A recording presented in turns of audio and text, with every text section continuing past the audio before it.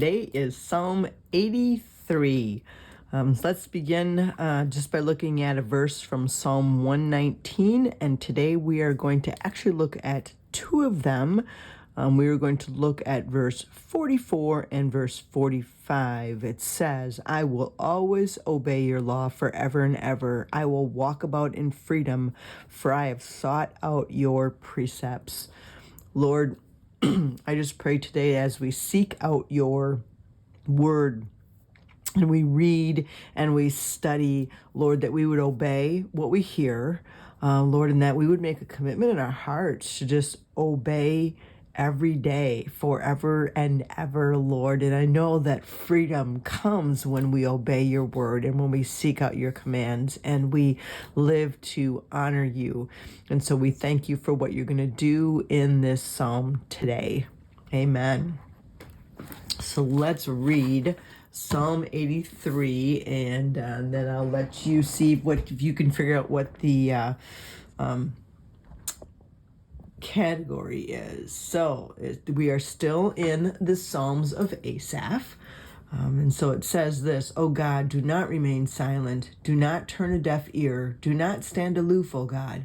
See how your enemies growl, how your foes rear their heads. With cunning they conspire against your people. They plot against those you cherish. Come, they say, let us destroy them as a nation, so that Israel's name is remembered no more.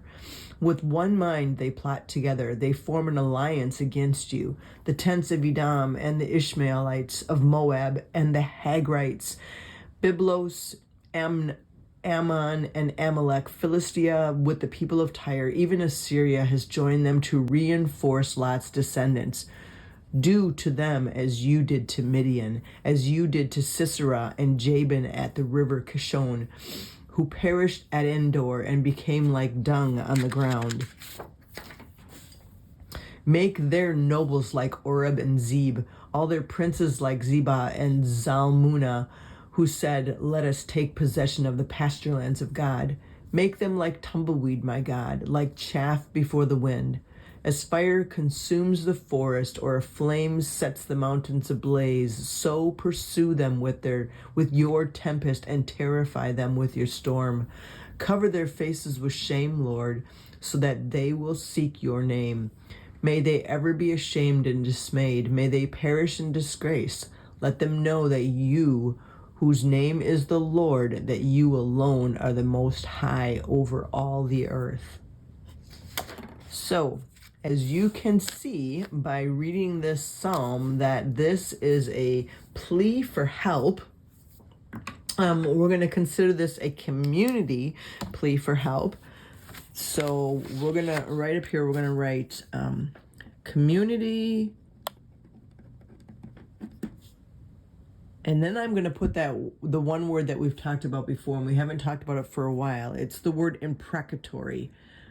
And imprecatory means a plea or a prayer for help, but it's one that is destroy my enemy. So this is a community imprecatory prayer for help. And you can see the whole psalm is basically saying, here's what's going on, and God, we need your help. So the theme, if you want to pick a theme for this psalm, it's really just we have a desperate need for God to help. This prayer is lifted up by a people that you can see is very afraid of their enemies and they're being surrounded. And so we're going to kind of walk through this in two parts, because this psalm is really pretty much divided into two parts. Verses 1 through 8 is the reasons for the plea. And then verses 9 through 18 is their plea, is their petitions, what they're praying and what they're asking God to do.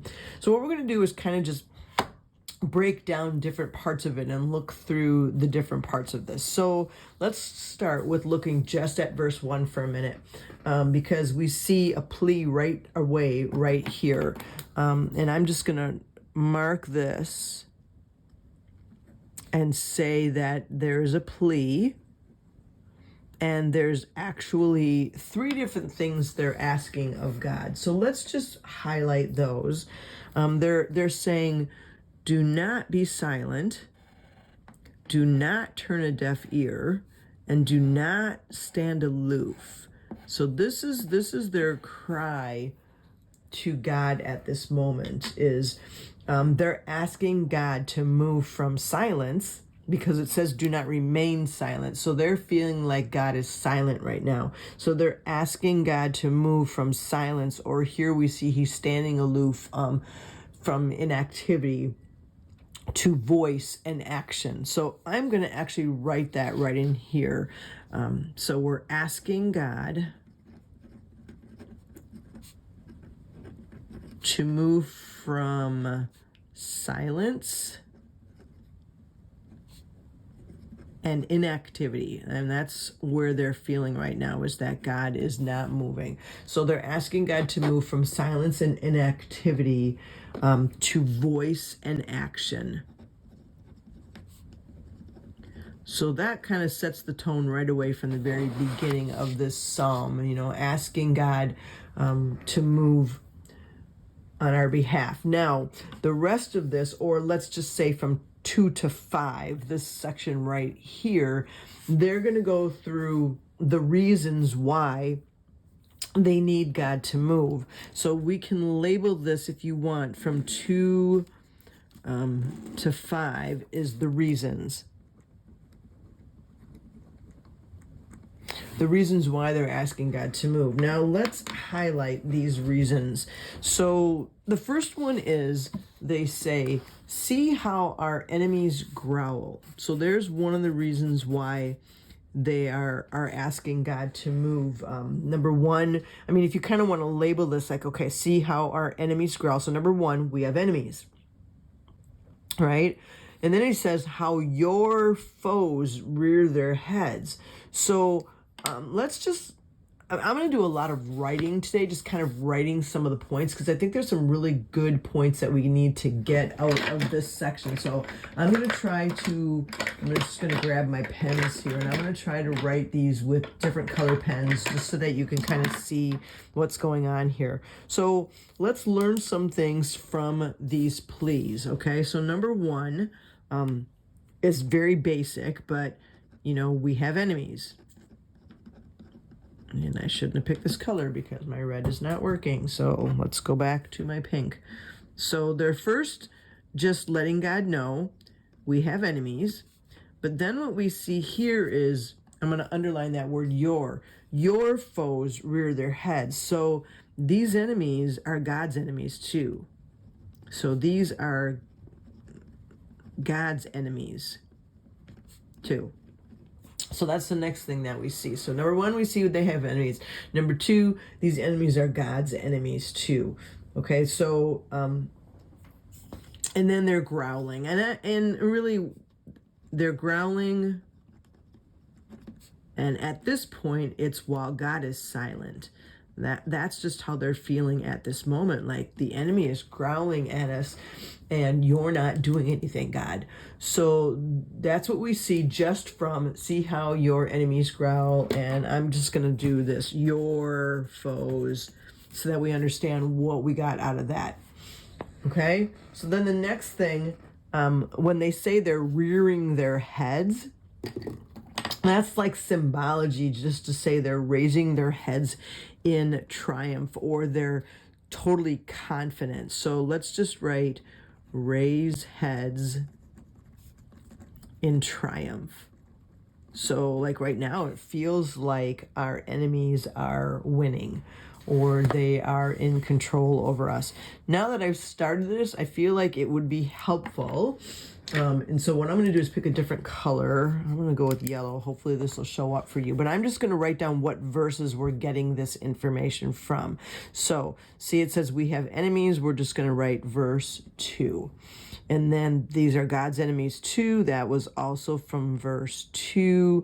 They're growling, verse 2. Raising their heads in triumph is also verse 2. Just so that we have an idea, because we're going to have a whole list here. So it'll be good for us to kind of be able to go back and go, where did we get that information from?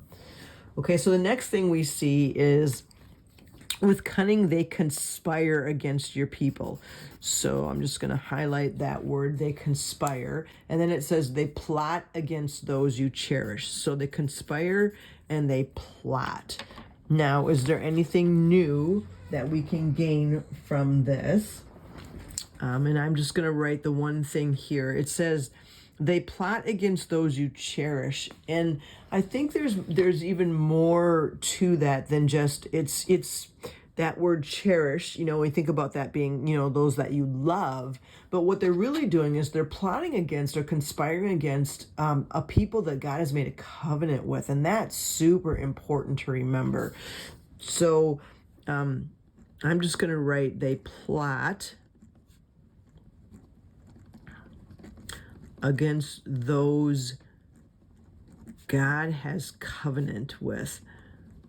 And remember, we've talked about that word hesed, that hesed love, that covenantal love that God has when he makes a covenant with someone. And that's what's happening here. They're plotting against those that God has made a covenant with. So that's verse 3. And then verse 4, it says, come, they say, let us destroy them as a nation so that Israel's name is remembered no more. And the thing that I want to really catch out of this one is this word here. Okay, what we're seeing here is that it is more than one enemy. We're not talking about just like one nation. I mean, it says they conspire against your people. They plot. Come, they say, let us destroy them as a nation. So when you see that word they, that's for me a reminder that, and I'm just going to write it like that, the enemy is, and then I'm going to write it in all caps, is they. And then they're working together to destroy Israel. And now you can see why it's just so overwhelming, right? They're plotting against, but it's not. It seems like it's not just one enemy. They're all getting together to plot against them. With one mind, they plot together. They form an alliance against you. Okay, so that's all part of verse 5. So let's do this. I'm going to write down the enemy is they, that's verse 4. And then I'm going to make this one here, working together to destroy, number 7. And that comes from verse 5. And I'm going to, let's see here. With one mind, they plot together, they form an alliance. And again, do you see what they're saying here? The alliance is against you. Now, again, we look at that and go, oh yeah, big deal. But that's a huge thing here. So let's just write they're working together to destroy Israel. But then I'm going to make a number 8 here and say they form an alliance against God. Now, why is that so significant in that it's verse 5? So I'm going to write that down. Why is that so significant, or why is that a big deal? And I think for us, we just kind of look at that and go, okay, so they're forming an alliance against God. But this whole concept, this covenant making against God would have been appalling to the people of that day. This covenant making would be seen as appalling to God, since it indicates that they're making like this solemn promise to act against God. And this is actually the only place in the Old Testament where a covenant is made against an entity or against anything instead of with. Normally a covenant is with a people. Now they're making a covenant against God, which would have been, like, again, in this day, like a shocking image, that they are actually making a covenant against God. So it's just interesting when you look at it that way. Now let's look at verses 6 through 8. The tents of Edom and the Ishmaelites. So here we're just listing a lot of different people that are coming against them. These nations And let's just do this. I'm going to just take a different color pen, and I'm just going to kind of show you. So we've got the tents of Edom, and the Ishmaelites of Moab, and the Hagrites, the Byblos, Ammon, Amalek, Philistia, with the people of Tyre. So even Assyria. Okay, so you've got this whole list of nations that are listed and coming against them. Now, let me just tell you a couple things about these nations. These nations are listed from other biblical sources, but they're never listed in like one historical event, like all of them coming together. So is this a historical list of names? Well, one of the commentaries I looked at said that it's not historical, but it's geographical, which makes a whole lot more sense. So what it's doing is it's drawing a ring around Israel from the southwest to the southeast. So this here, so I'm going to write that in here. So I'm going to go like this and make a bracket. And I'm just going to write nations not historical, but geographical. Now, what it's doing is it's giving you this picture of how the Israelites are feeling right now. And I would say a couple different words here. They're feeling surrounded and they're feeling trapped. And in the geographical area, if you want to just write from, I'm going to go back and look at my notes to make sure it's from southwest to southeast, form a ring around, so that I understand what that means by geographical. So they're forming this ring around Israel, and it's giving you the sense that Israel is trapped. They're surrounded, and that's the section here from 6 to 8. So we've got this whole beginning of, we start off with this plea. God, don't be silent. Please start moving, because right now you're silent. And then here's the reasons why. The enemy, we have this enemy, they're coming against us, they're plotting, and they're surrounding us. We're feeling surrounded and we're feeling trapped. And then the whole psalm changes, like the tone and everything changes, because now what we're turning to, instead of having this, here's what's going on. Now it's, here's what we need you to do, God. And it becomes, like we've talked about that word, very imprecatory. Destroy my enemy is basically what he's asking for. So what we're going to do is we're going to look at some of these nations, and we're going to talk about basically what he's trying to say through listing these nations. Because when we list these nations, we might just look at it and go, okay, but we need to know biblically what's going on here too. So we're going to look at each one of these separately. So, all right, so the first thing says, do to them as you did to Midian. Now, what I'm going to do is just put notes again in here so that we have reference to what these things mean. So do to them as you did to Midian. I'm just going to make a box around Midian, and then I'm going to come over here and I'm going to write the battle with Gideon.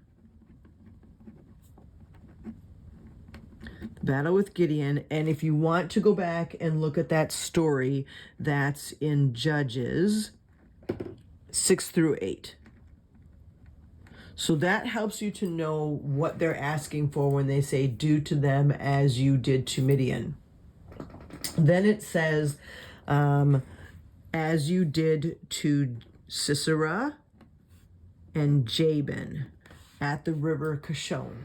So again, who is Sisera? Who is Jabin? So we're going to write this down. Sisera was the commander of the army for Jabin. Jabin was the king of the Canaanites. So we can write Jabin, king of Canaanites. And then Sisera was the commander of the army, and then we can write for Jabin so that we kind of have that remembrance in there of who that is. So Jabin was the king of the Canaanites. Sisera was the commander of the army. They lost the battle. And Sisera is the one that had a nail post put through his head by a woman in a tent who recognized him, and that was Jael. So again, they were killed. Okay, so if you want to write, you could write killed in battle. But that's for me so that I know. And it says who perished at Endor, and became the dung for the ground. And so again, they lost the battle. So if you want to just write, they lost battle and died. So that's who they are. And now let's go to the next people. Make their nobles like Oreb and Zeb, and all their princes like Ziba, and Zalmunna, who said, let us take possession of the pasture lands of God. Now, again, these names don't sound super familiar to me. And so I did have to kind of look them up because I was like, what does that mean? So again, we're going to look up Oreb and Zeb. And Oreb and Zeb are two Midianite leaders. Okay, so it sounds like this is all from that same battle. So we're just going to write two Midianite leaders, okay, who were killed.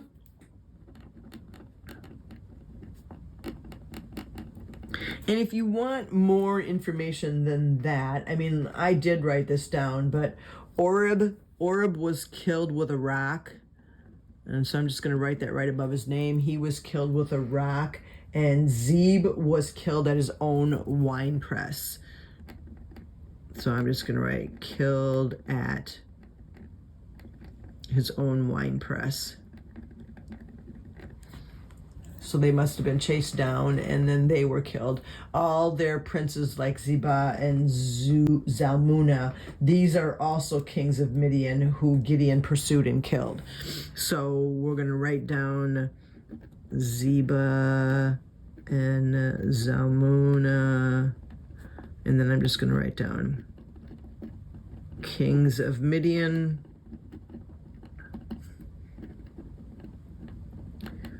who Gideon pursued and killed. Okay, so that helps us when we look at this to understand like who all these people are and what he's talking about, what they're talking about when they're saying that. And they're basically talking about this battle that Gideon had against the Midianites, where all of the commanders were pursued and killed. And so now let's go back just for a second and look at what he's saying. So he's saying we are surrounded, okay? And then he says, do to them as you did to Midian. And then he's just listing all the kings and all those leaders that were all killed because they came against Israel. So that's what that section is about, okay? Then the rest of this, there's just a lot more pleas, things that they're asking God to do and asking how they're asking God to move. And so what I'm going to do is I'm going to pick a different color because I highlighted the reasons in orange. So what I'm going to do is I'm going to grab another one of my pencils. I'm going to grab the green. And I'm using my Staedtler Text Surfer Dry. I love these because they're so soft. They color really well in a Bible. So then we're just going to start to mark, like, what else are they asking? So let's see here. We've got verse 12, kind of went along with the princes here. Then it says, make them like tumbleweed, my God, like chaff before the wind. So what is that saying? Make them like tumbleweed or make them like chaff before the wind. It's basically just saying make them just blow away. Okay, so we're just going to highlight that. Make them like tumbleweed and like chaff before the wind. And the symbology there is, I'm going to write down useless and blow away. Because chaff is, I mean, you talk about sifting wheat and you have the grain and they throw it up in a basket and the chaff blows away because it's light and airy and it's not necessary. And so that's the whole reason for throwing the grain up and down in a basket, is to get the chaff to blow away. So that's basically what they're asking for in that verse.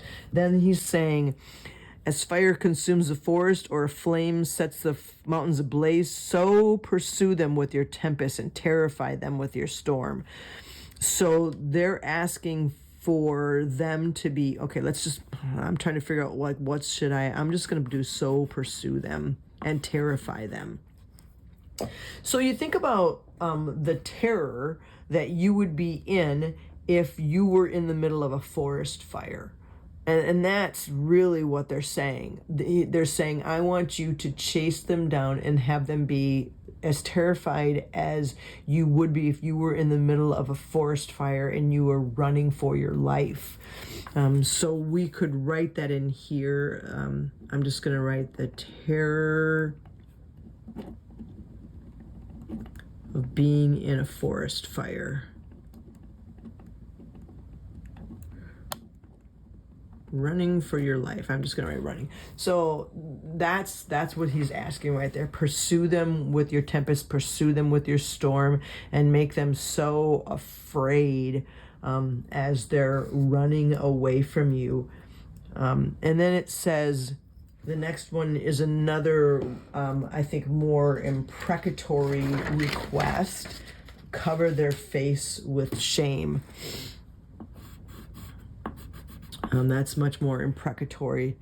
But then I find it interesting that it says, cover their faces with shame so that they will seek your name. So even in this imprecatory, like, annihilate my enemy, there's also this desire that they will know who the true God is. So I find that, like, really interesting here. So I'm going to write that, so that, this is big, and I'm going to circle this, so that they seek your name. I mean, that's really what this is really about. So even as they cry out for their enemy's destruction, they're not asking for eternal damnation.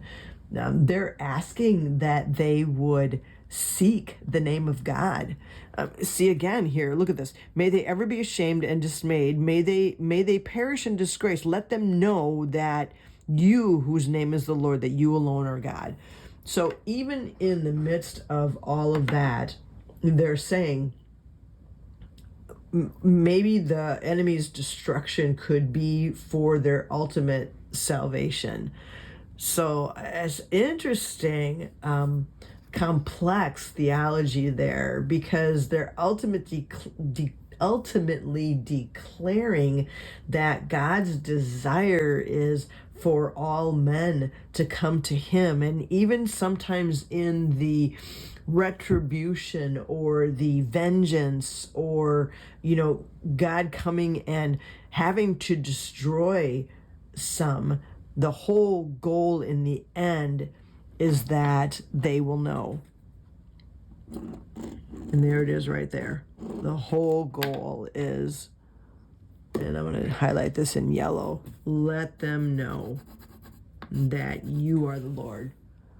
And so what I would do is just write the whole goal in the end here is that they would know who God is. So I find that interesting, because sometimes we read a psalm and it just seems like it's all like I'm angry because, or I'm surrounded by the enemy and they're coming against me and I don't know what to do, and just destroy them all. And this one is just a destroy them with a purpose to have them come to know God.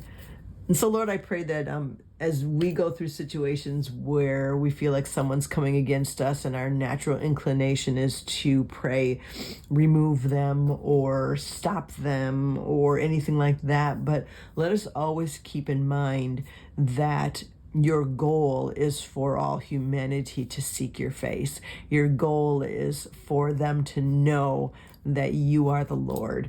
And let us keep that in mind as we pray and as we walk through difficult situations with human beings, because I know in this life that we will. Help us so that we will always keep that, your goal and your heart in mind, even in the midst of all of that. Amen. Well, I thank you for joining me for this psalm, and I hope that you've got a little bit better understanding of where their hearts were at, but mostly where God's heart is at, that all may know his name. Amen.